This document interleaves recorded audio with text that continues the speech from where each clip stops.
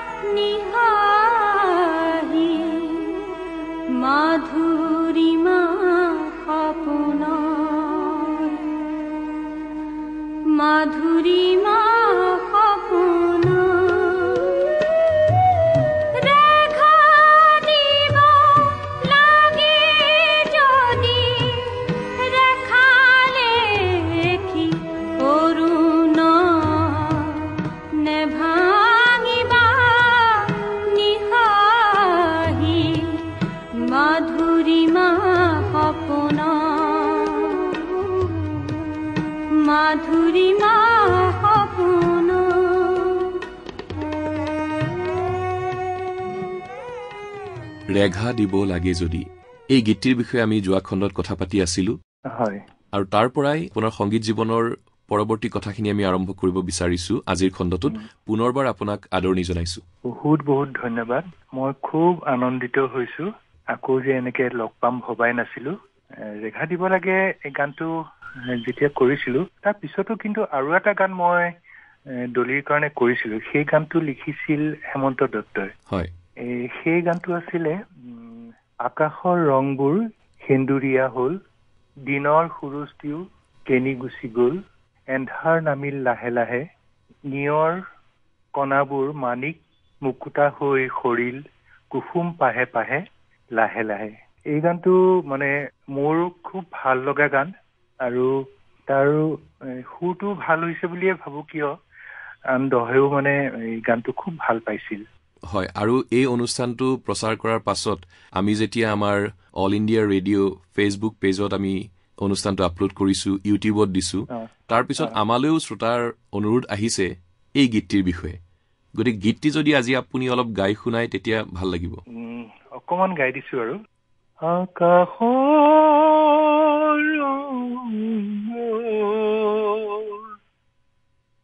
সেন্দুৰীয়া হ'ল, দিনৰ সুৰুষ্টিও কেনি গুচি গ'ল, কেনি গুচি গ'ল, এন্ধাৰ নামিল লাহে লাহে, নিয়ৰ টোপালবোৰ মানিক মুকুতা হৈ সৰিল, কুসুম পাহে পাহে লাহে লাহে, লাহে লাহে, লাহে লাহে। ইয়াৰ আঁৰৰ কিবা বিশেষ কথা আছে নেকি বাৰু গীতটিৰ আঁৰৰ? মই এবাৰ হেমন্ত মোৰ বন্ধুৱে হয়, একেলগে আমি পঢ়িছিলো ডিব্ৰুগড় কানাড়া কলেজত। এই গানটোৰ কথা মই সুধিছিলো এবাৰ, আৰু ময়ো এটা গেছ কৰিছিলো।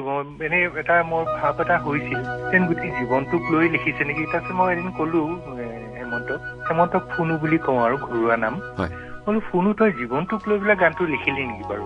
তেনেকুৱাই আৰু এতিয়াতো আৰু এটা সময়তো বিয়লি হবই আৰু আমাৰ, সেইটোকে মনলৈ আহিল আৰু তাকে লৈ গানটো লিখিছিলো।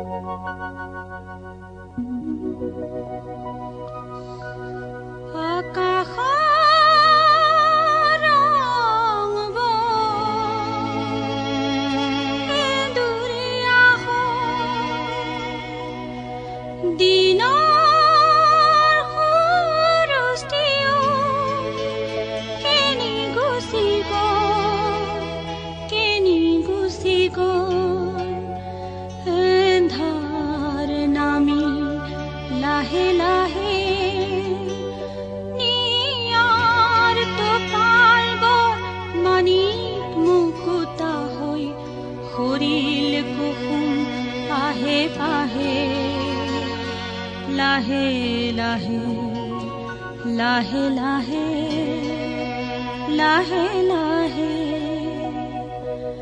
আকাশ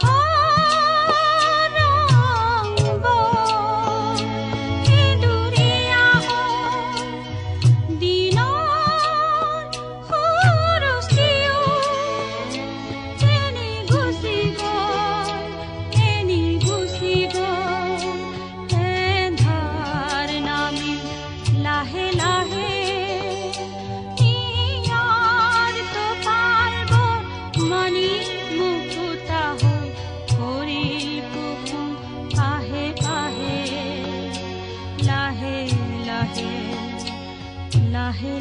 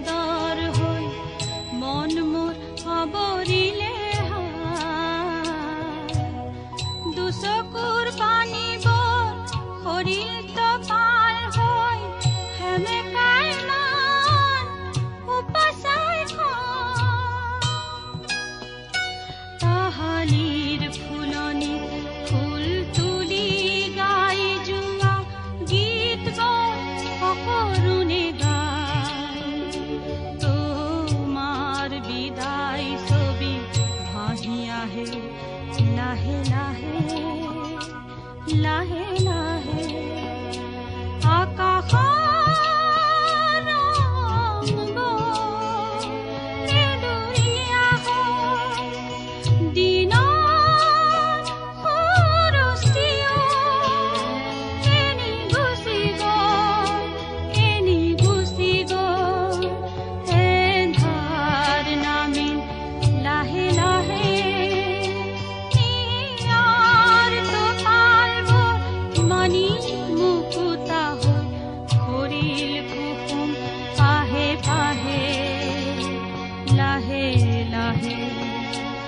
লাহে লাহে লাহে লাহে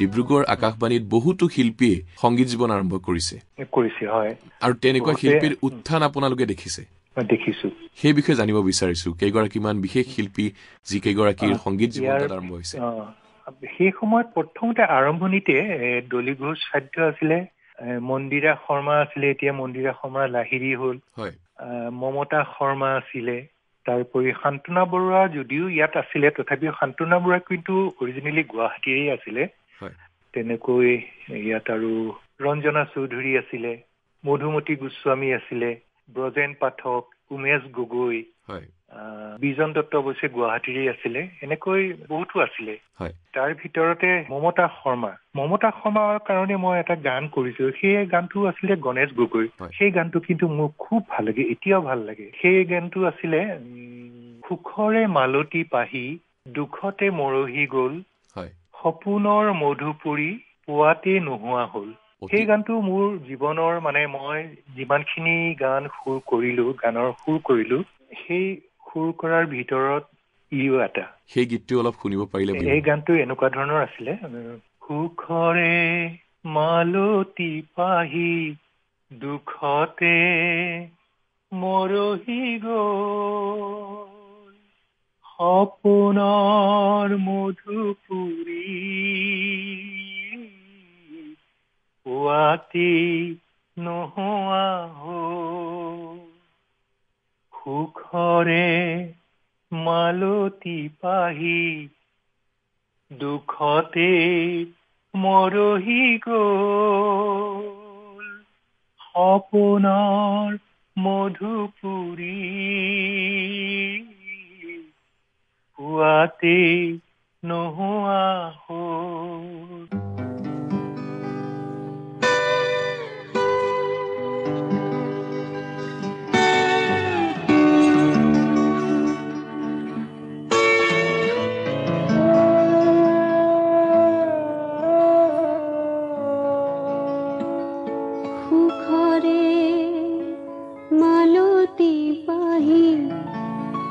দুখতে মৰহি গল সপোনৰ মধুপুৰী পোৱাতে নোহোৱা হ'ল সুখৰে মালতী পাহি দুখতে মৰহি গল সপোনৰ মধুপুৰী পোৱাতে নোহোৱা হ'ল সুখৰে মালতী পাহি দুখতে মৰহি গল সপোনৰ মধুপুৰী পোৱাতে নোহোৱা হ'ল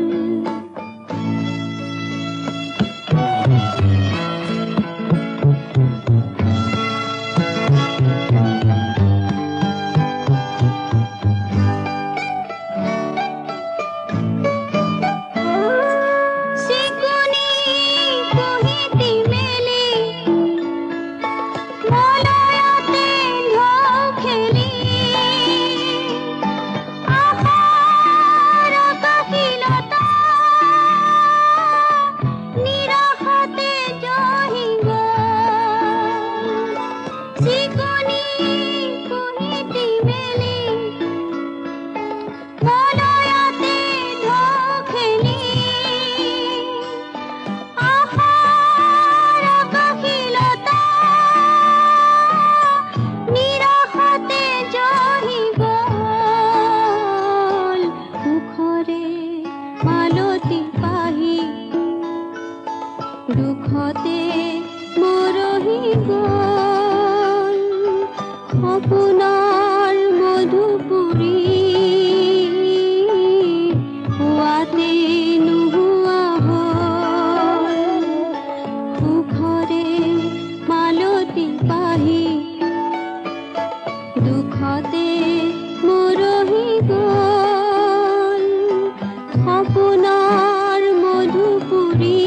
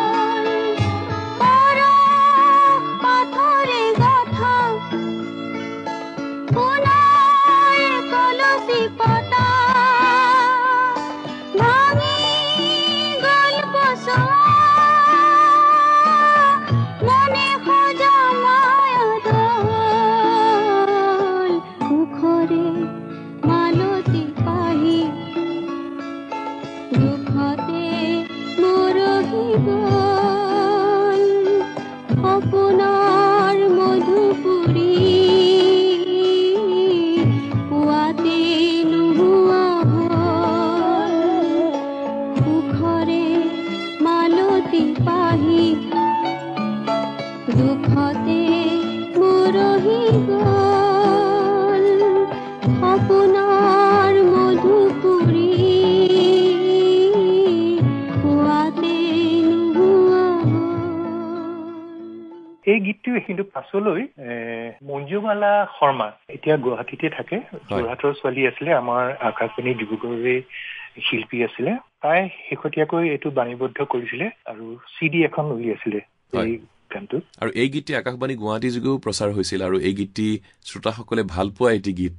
আৰু ভাল লাগিছে আপোনাৰ সৈতে কথা পাতি থাকোতে ইমান ভাল গীতৰ কথা ওলাইছে, ইমান সুন্দৰকৈ গীতৰ সুৰ কৰিছে আপুনি গোৱা গীতবোৰ। আজি কথা পাতি থাকি ভাল লাগিছে। শৈশৱৰ পৰাই আপোনাৰ গীত শুনি আহিছো আৰু আজি যিহেতু আপোনাৰ লগত কথা পাতিব পাৰিছো, এনেকুৱা লাগিছে যেন মোৰে সৌভাগ্য আপোনাৰ লগত কথা পাতিছো।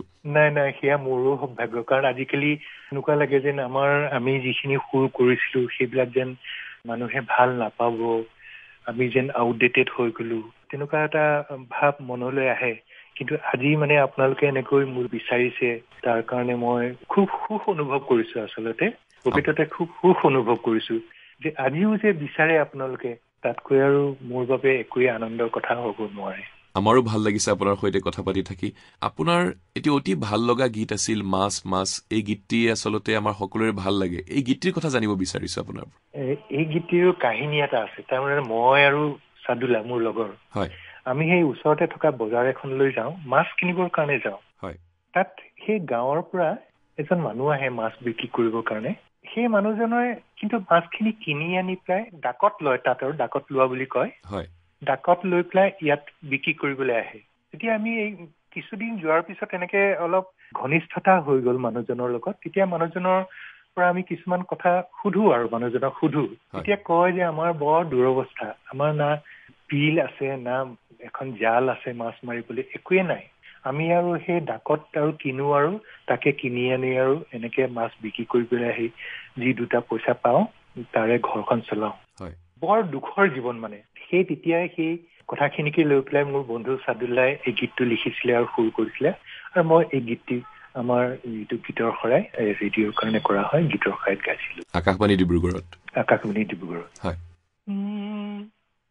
তাৰ জালু নাই বিলু নাই, ডাকত কিনে মাছ, ডাকত কিনি হাতত বেচে মাছ মাছ মাছ, এই সৰু সৰু মাছ, এই জীয়া জীয়া মাছ। ও তাৰ জালু নাই বিলু নাই, ডাকত কিনে মাছ, ডাকত কিনি হাতত বেচে মাছ মাছ মাছ, ও সৰু সৰু মাছ, এই জীয়া জীয়া মাছ, এই সৰু সৰু মাছ, জীয়া জীয়া মাছ।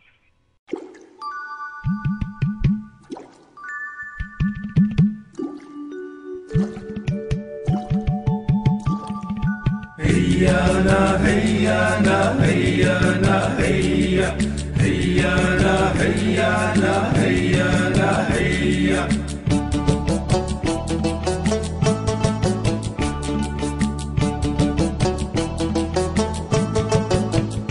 ও তার জালু নাই বিলু নাই, ডাকত কিনে মাছ, ডাকত কিনি হাতত বেচে মাছ মাছ মাছ, এই মাছ মাছ মাছ, এই সৰু সৰু মাছ, এই জীয়া জীয়া মাছ। ও তার জালু নাই বিলু নাই, ডাকত কিনে মাছ, ডাকত কিনি হাতত বেচে মাছ মাছ মাছ, এই মাছ মাছ মাছ, এই সৰু সৰু মাছ, এই জীয়া জীয়া মাছ। ও তার জালু নাই বিলু নাই, ডাকত কিনে মাছ, ডাকত কিনি হাতত বেচে মাছ মাছ মাছ।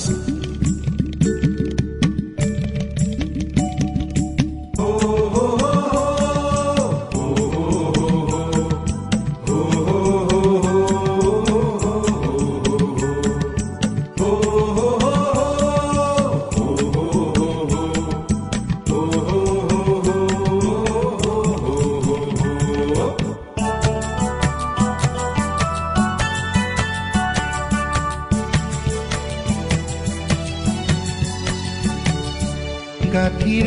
ধনীটো ভাঙি লাভৰ যিকণ থাকে তাৰে বাটৰ খৰচ হাত খোৱাও ভৰিব লাগে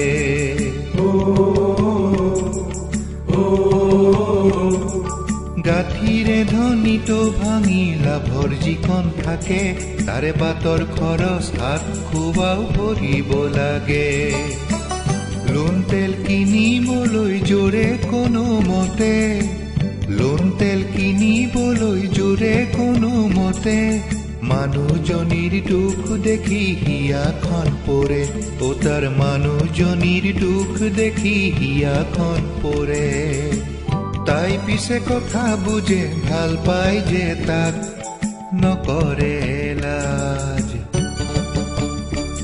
তাৰ জালো নাই বিলু নাই ডাকত কিনে মাছ ডাকত কিনি হাতত বেচে মাছ মাছ মাছ হেয়া না হেয়া না হেয়া না হেয়া হেয়া না হেয়া না হেয়া না হেয়া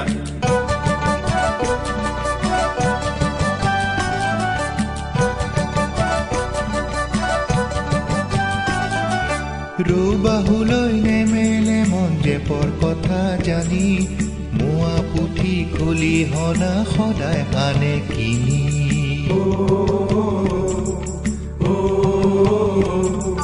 ৰৌবাহুলৈ নেমেলে মন জেপৰ কথা জানি মোৱা পুথি খুলি হনা সদায় আনে কিনি বিহু বুলি পোনা কনক চোলা কাপোৰ লাগে বিহু বুলি পোনা কনক চোলা কাপোৰ লাগে নিশা হলে দুচকুলৈ টোপনি নাহে তাৰ নিশা হলে দুচকুলৈ টোপনি নাহে বুকুৰা বুকুত বান্ধি পাই গৈ সি হাত হে মাছ মাছ মাছ হে মাছ মাছ মাছ তাৰ জালো নাই বিলু নাই ডাকত কিনে মাছ ডাকত কিনি হাতত বেচে মাছ মাছ মাছ হে মাছ মাছ মাছ এই সৰু সৰু মাছ হে জিয়া জিয়া মাছ তাৰ জালো নাই বিলু নাই ডাকত কিনে মাছ ডাকত কিনি হাতত বেচে মাছ মাছ মাছ হে মাছ মাছ মাছ এই সৰু সৰু মাছ হে জিয়া জিয়া মাছ তাৰ জালো নাই বিলু নাই ডাকত কিনে মাছ ডাকত কিনি হাতত বেচে মাছ মাছ মাছ হেয়া না হেয়া না হেয়া না হেয়া হেয়া না হেয়া না হেয়া না হেয়া হেয়া না হেয়া না হেয়া না হেয়া হেয়া না হেয়া না হেয়া না হেয়া আপুনি HMV গ্ৰামোফোন ৰেকৰ্ডতো গীত গাইছে তফজ্জুল আলী দেৱে লিখা গীত এটি অতি জনপ্ৰিয় গীত আপুনি গাইছে সেই গীতটিৰ বিষয়ে জানিব বিচাৰিছো সেই গীতটি আচলতে সেই গীতটিৰ কাহিনী এটা আছে তাৰমানে HMV আগেতো গুৱাহাটীতটো একো ৰেকৰ্ডিং ষ্টুডিঅ' নাছিলে HMV কলিকতাৰ পৰা আহি গুৱাহাটীত এটা পাণ বজাৰতে সৰু ঘৰ এটা লৈ পেলাই তাতে টেম্পৰৰী ষ্টুডিঅ' এটা কৰিছিলে কৰি পেলাই ইয়াৰ যিখিনি লোকেল খিনি আৰ্টিষ্ট আছিলে তেওঁলোকক এটা সুবিধা দিবৰ কাৰণে কেইদিনমানৰ কাৰণে তেখেতসকল আহি পেলাই তাতে ৰেকৰ্ডিঙৰ ব্যৱস্থা এটা কৰিছিল সেই সময়ছোৱাত আমাৰ বুলি কৈছো এই কাৰণেই যে মই এটা সংগীতৰ বেণ্ডৰ লগত মই জড়িত হৈ আছিলো নামটো আছিলে কুইভাৰ্ছ য'ত বিজু ফুকনো জড়িত হৈ আছিল বিজু ফুকন আছিলে হেমন্ত দত্ত আছিলে সৈয়দ সাদুল্লাহ ভৱেশ গোস্বামী প্ৰিন্স নজিফুৰ ৰহমান তাৰপিছতে প্ৰবীণ গোস্বামী এনেকে আছিলে তাৰপিছতে আমাক ইয়াৰ পৰা মাতি পঠিয়ালে সেই ৰেকৰ্ডিং ছেছনটোত মানে সংগতত কিছু সহায় কৰি দিবৰ কাৰণে মিউজিচিয়ান হিচাপে তালৈ গলো আৰু গৈ পেলাই তেতিয়া মোৰো মন গ'ল যে ময়ো গান এটা ৰেকৰ্ড কৰো নেকি তাৰপিছতে জয়ন্ত হাজৰিকাক কলো যে মোৰো ইচ্ছা গৈছে মই গান এটা ৰেকৰ্ড কৰো তেতিয়া জয়ন্ত হাজৰিকাই ক'লে যে ঠিক আছে বোলে মই গান আছে নে নাই তাৰপিছত মই বোলো গান মই বিচাৰি লওঁ তেতিয়া কুলদা আছিলে কুল বৰুৱাৰ লগত মোৰ আগৰ চিনাকি মানে কি আৰু মই যেতিয়া প্ৰথম ৰেডিঅ' প্ৰগ্ৰেম কৰিবলৈ যাওঁ তেতিয়াৰ পৰাই মোৰ চিনাকি তো কুলদাক ক'লো মই বোলো কুলদা মোক গান এটা দিয়কচোন আপুনি যে মই এনেকে ৰেকৰ্ড কৰিব বিচাৰিছো তেতিয়া কুলদাই তফজ্জুল আলী ছাৰে লিখা এই গীতটো দিছিলে শেৱালি পাহিৰে কোমল মিচিকি হাঁহিৰে মাতিলেহি খিৰিকী মুখতে। শ্ৰোতাৰ হৃদয়ত ৰৈ যোৱা এটি গীত। এইটো সেই তফুজুল ছাৰে লিখা আৰু সুৰ কিন্তু কুলদাৰে আছিলে, কুল বৰুৱাৰে আছিলে। সেই গানটো মই শিকি পেলাই সেই গানটো প্ৰথম তেতিয়া মোৰ মানে ৰেকৰ্ডত মই প্ৰথম গীত গাইছো আৰু তাকো এটা তেতিয়া 45 ষ্টেণ্ডাৰ্ড 45 বুলি এখন ৰেকৰ্ড আছিলে। এপিথিত মই আৰু এপিথিত ৰিদীপ দত্ত। ৰিদীপ দত্তৰ গানটো আছিলে সাগৰিকা কিনো কলা। অতি ভাল লগা এটি গীত। হয়, এফালে ৰিদীপ দত্ত আৰু এফালে মই। এই তাহানিতে কেতিয়াবা একেলগে যেতিয়া প্ৰগ্ৰেমলৈ যাওঁ, মানে একেলগে যাওঁ মানে কি লগ হৈ যাওঁ আৰু তেতিয়া সেই অনুষ্ঠানতেই মই এইটো গীত গাওঁ আৰু ৰিদীপে সাগৰিকা কিনো কলা সেই গীতটি গাই। ৰেকৰ্ডতো একেলগে গাইছিলে আৰু অনুষ্ঠান কৰিলে আপোনালোকে একেলগে? অনুষ্ঠানতো একেলগে গাওঁ, মানে বেছ জমে আৰু তেতিয়া আৰু সেই তেনেকে সেই গীতটো তাত গাইছিলো। গীতটি শুনিব বিচাৰিম। গীতটো মই অকমান গুণগুণাইহে দিছো, বেয়া নাপাব। মই মানে ভালকৈ গাব পৰা নাই যিহেতু মোৰ গোৱাৰ অভ্যাস একেবাৰে নাইকিয়া হ'ল। তথাপি এতিয়া আপুনি ভালকৈ গাই আছে। আপুনি ভাবিছে তেনেকৈ? নহয়। শেৱালি পাহিয়ে কোমল মিচিকি হাঁহিৰে মাতিলেহি খিৰিকী মুখতে, মাতিলেহি খিৰিকী মুখতে দুবৰি কণতে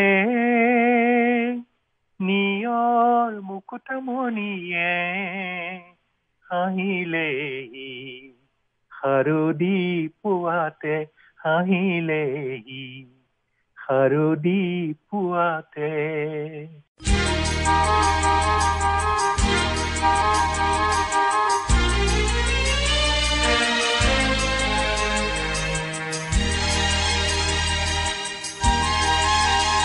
শেৱালি পাহিয়ে কোমল মিচিকি হাঁহিৰে মাতিলেহি খিৰিকী মুখতে দুবৰি বনতে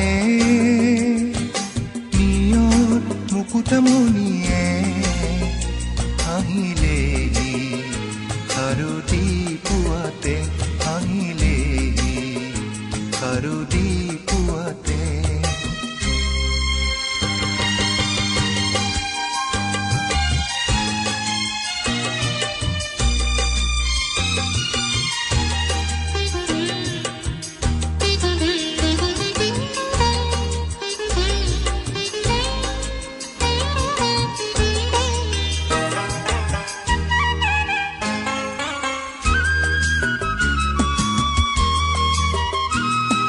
কুকুলা শেৱালি পাহিতে কাৰেনো মুখনি জিলিকি উঠে,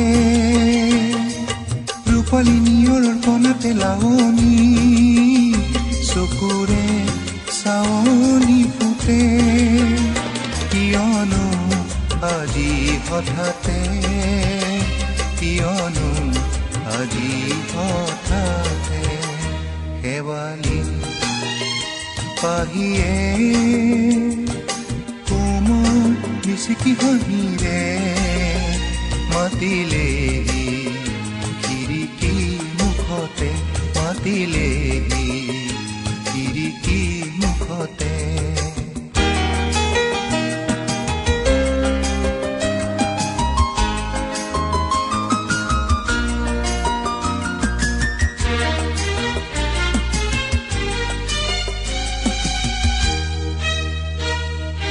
বকুলৰ সুৰভিখনা ফাগুনৰ সাধুতি জানো আহিনে জানে,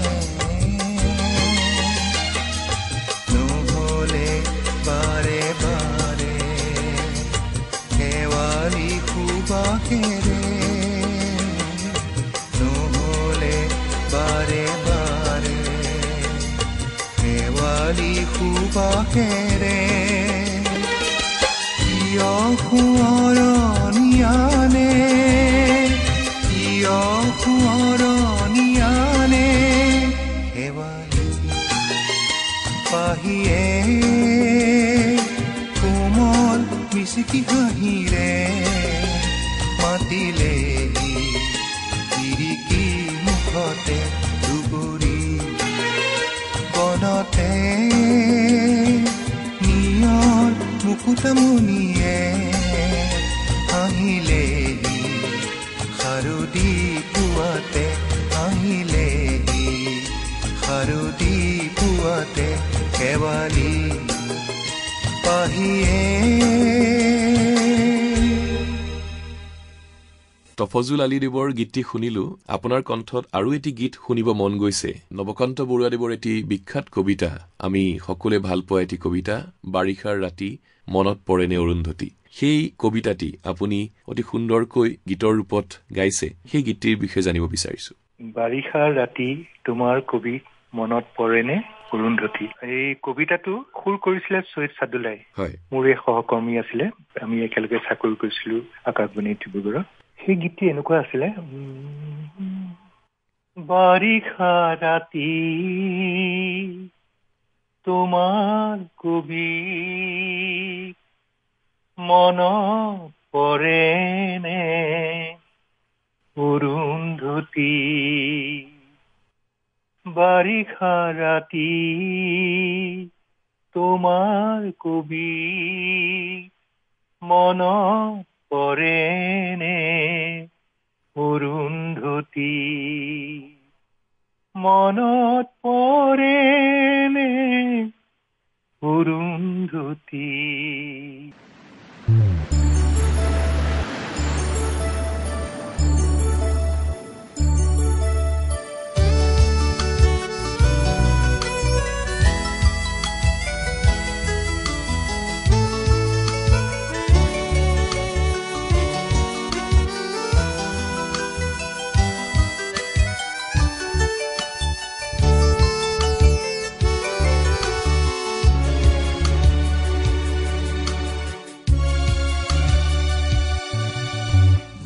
বাৰিষাৰ ৰাতি তোমাৰ কবি মনত পৰেনে অৰুন্ধতী।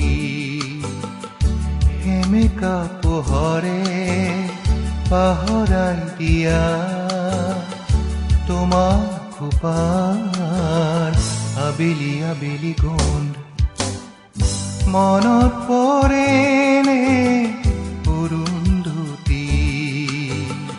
বাৰিষাৰ ৰাতি তোমাৰ কবি মনত পৰেনে অৰুন্ধতী।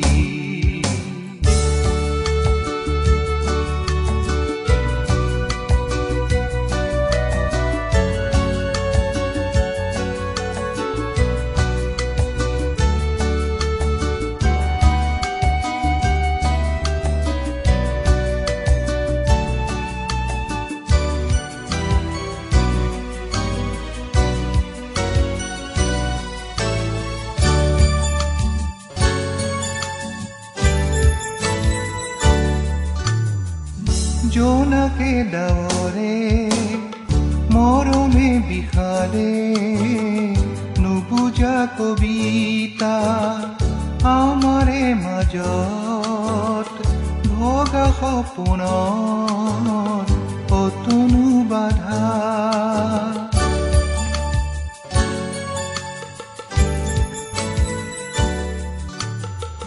জোনাকে ডাৱৰে মৰমে বিষালে নুবুজা কবিতা আমাৰে মাজত ভগা সপোনৰ অতনু বাধা। মনত পৰেনে অৰুন্ধতী। বাৰিষা ৰাতি তোমাৰ কবি মনত পৰেনে অৰুন্ধতী। মনত পৰেনে অৰুন্ধতী।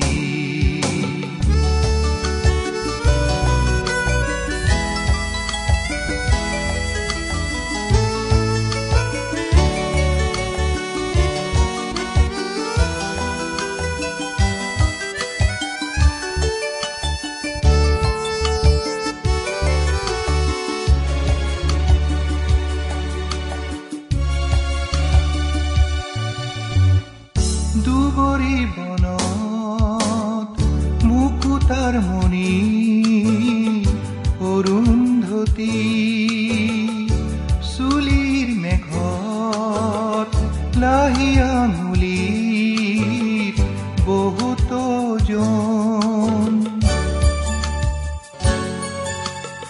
জোৱাৰৰ বাবে সাগৰ নাছিল দুবৰি বনত মুকুতাৰ মণি অৰুন্ধতী চুলিৰ মেঘত লাহি আঙুলিৰ বহুতো জন বৰফৰ দৰে চেঁচা পৰশতো সিজে কি শান্তি অৰুন্ধতী বাৰিষা ৰাতি তোমাক কবিক মনত পৰেনে অৰুন্ধতী সেমেকা পোহৰে পাহৰাই দিয়া তোমাক খোপাৰ আবেলি আবেলি গোন্ধ মনত পৰেনে অৰুন্ধতী মনত পৰেনে অৰুন্ধতী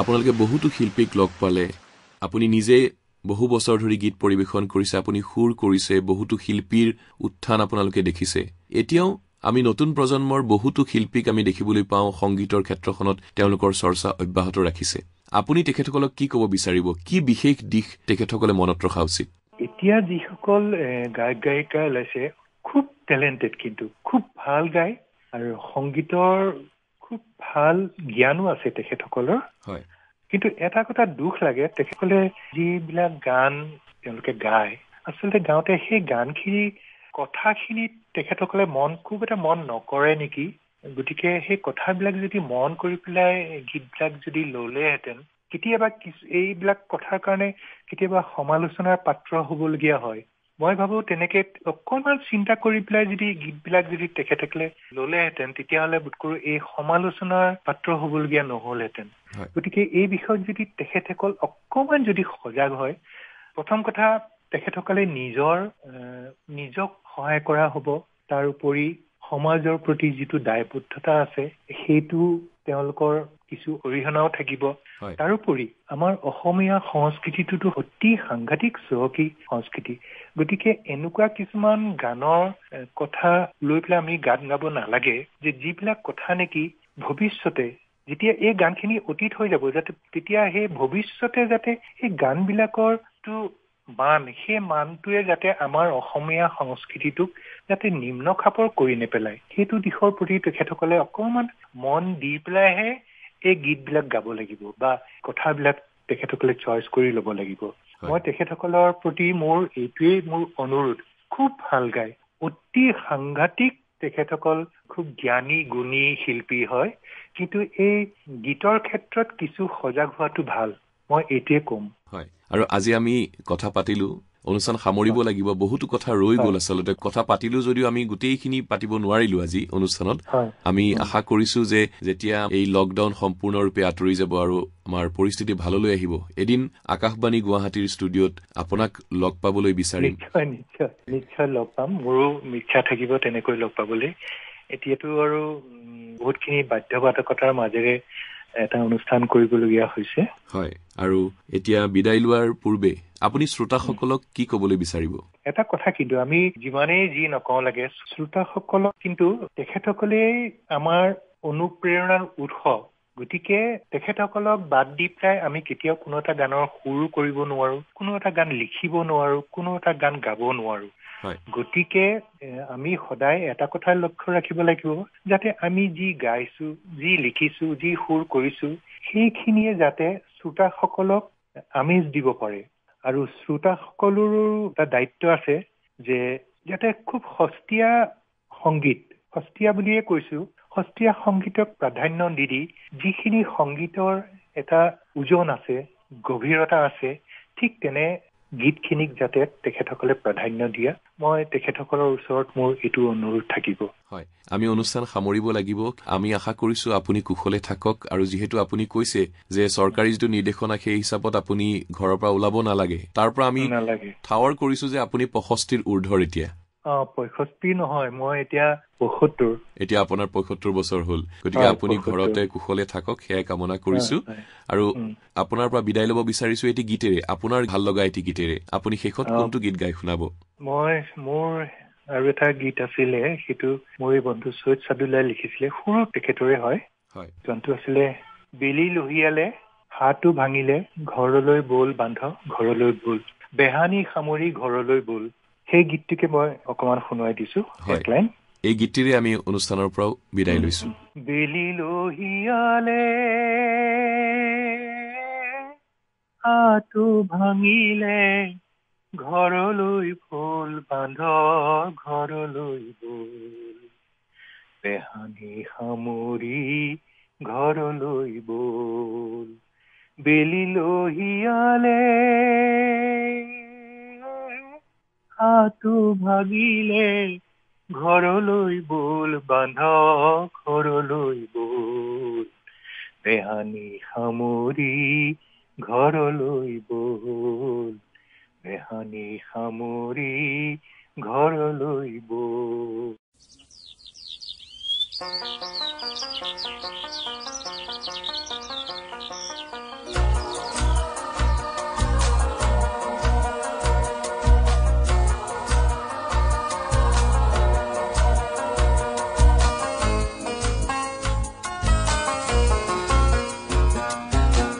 বেলি লহিয়ালে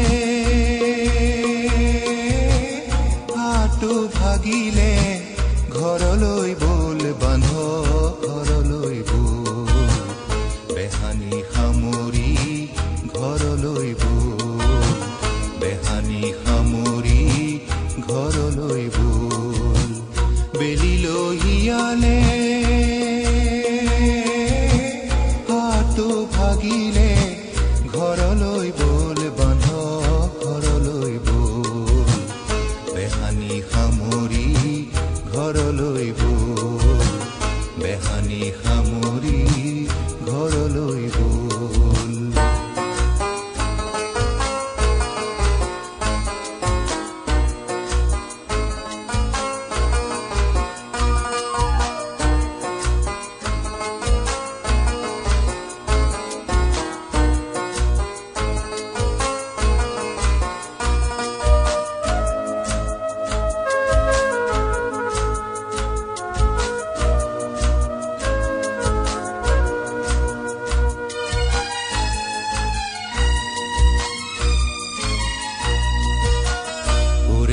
জীৱন তই কিনো বেহালি, পুৰুষা পজাতে জীৱনটো কটালি, ওৰেটো জীৱন তই কিনো বেহালি, পুৰুষা পজাতে জীৱনটো কটালি, পুৱাতে উঠি তই হাতলৈ ওলালি, নিজৰ দেহাতিলৈ এবাৰো নেচালি, বহুত বেলি হ'ল ঘৰলৈ বল, বেহানি সামৰি ঘৰলৈ বল, বেহানি সামৰি ঘৰলৈ বল।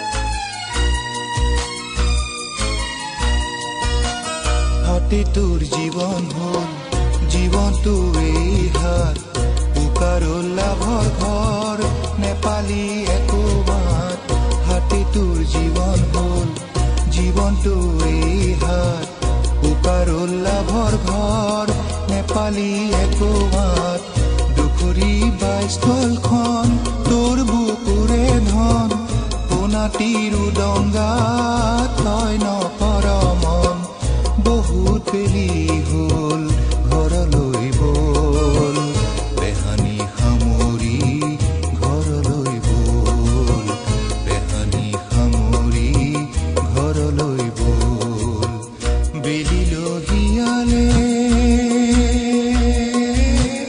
হাতটো ভাগিলে ঘৰলৈ বল বান্ধ ঘৰলৈ বল বেহানি সামৰি ঘৰলৈ বল বেহানি সামৰি ঘৰলৈ বল